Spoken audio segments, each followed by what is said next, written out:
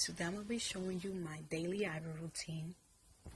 First off, I'm going to be starting with the NYX eyebrow pencil in the color black. Then I'm going to go ahead and blend everything out. For concealer, I'm going to be using the LA Girls concealer.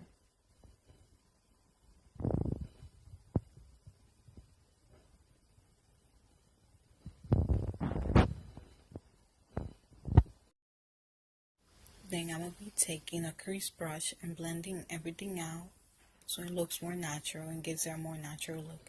Then I'm going to be shaping up my eyebrows.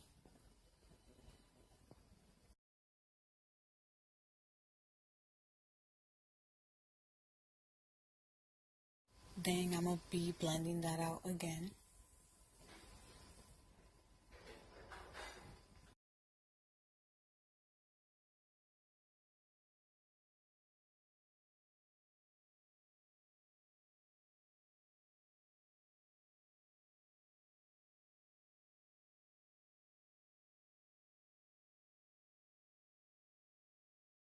Next, I'm going to be taking the RCMA translucent powder and putting it under and on top of my eyebrows.